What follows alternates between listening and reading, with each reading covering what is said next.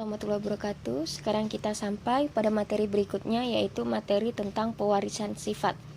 Sebelum kita memasuki lebih jauh tentang pewarisan sifat, jadi pewarisan sifat itu adalah sifat yang diturunkan dari orang tua ke anaknya, seperti itu ya.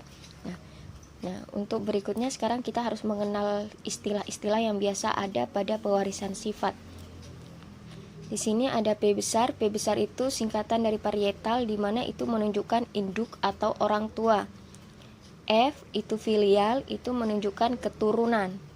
Jika nanti ada F1 itu berarti keturunan pertama atau anak. Sementara jika F2 itu berarti nanti keturunan kedua, berarti cucunya. Jadi F1 itu anaknya, F2 itu anak dari anaknya tadi, berarti cucu, begitu ya. Selanjutnya ada nanti genotip. Genotip itu apa? Jadi genotip itu sifat yang diturunkan oleh orang tua ke anaknya namun tidak nampak dari luar. Jadi ini hanya ada dari dalam tubuh. Jadi kalau kita lihat itu dia tidak tampak kalau kita lihat sepintas dari anaknya tadi. Biasanya itu berupa sebuah simbol, di mana simbolnya itu bisa huruf besar, huruf besar, huruf besar, huruf kecil, huruf kecil, huruf kecil, seperti itu. Atau ini huruf besar, huruf besar, huruf besar, huruf besar, seperti itu. Jadi biasanya simbolnya itu berupa huruf-huruf kalau genotip. Selanjutnya fenotip. Fenotip itu sifat yang diturunkan orang tua kepada anaknya, namun itu nampak dari luar. Jadi kita bisa tahu, misalkan nih, kayak rasa dari buah.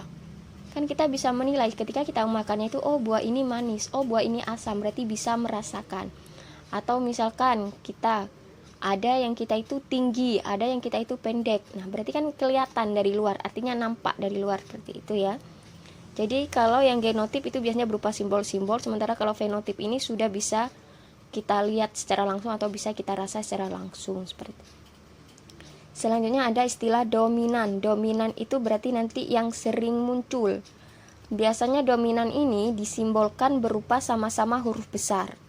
Jadi misalkan nih, A besar ini sama-sama A tapi sama-sama huruf besar. Jadi B ini sama-sama huruf besar. Makanya di sini sama-sama huruf besar itu ya, K seperti itu. Selanjutnya ada istilah resesif. Itu yang jarang muncul. Kalau yang tadi ini sama-sama huruf besar, ini sama-sama huruf kecil. Jadi misalkan ini A, berarti A kecil, B kecil, K kecil. Jadi diingat-ingat, kalau dominan berarti sama-sama huruf besar, kalau resesif sama-sama huruf kecil. Selanjutnya ada istilah berikutnya yaitu homozigot. Homo berarti sama. Berarti sama itu berarti dia kalau sama-sama bisa jadi nanti dia sama-sama huruf besar, sama-sama huruf kecil. Jadi sama, intinya sama-sama besar, sama-sama kecil, diingat ya. Selanjutnya yang kedua heterozigot. Heterozigot itu tidak sama atau beda, berarti nanti gabungan. Gabungan itu berarti gabungan antara huruf besar dengan huruf kecil. Jadi kalau sama-sama huruf besar atau sama-sama huruf kecil jadi sama, itu homozigot. Sementara kalau ada huruf besar huruf kecil itu berarti heterozigot. Selanjutnya cara menentukan gamet dari sebuah genotip. Genotip itu kan tadi yang berupa simbol seperti ini ya. Misal ada genotip A besar. Berarti nanti gametnya itu karena sama-sama huruf besar, di sini berarti tulis saja satu, berarti cukup A besar. Jika ada genotip A kecil, di sini kan sama-sama A kecil, berarti cukup tulis A kecil saja satu kali. Selanjutnya jika ada genotip A besar, A kecil, ini beda ya. Jadi kalau yang ini homozigot, ini juga homozigot karena sama-sama huruf besar, sama-sama huruf kecil.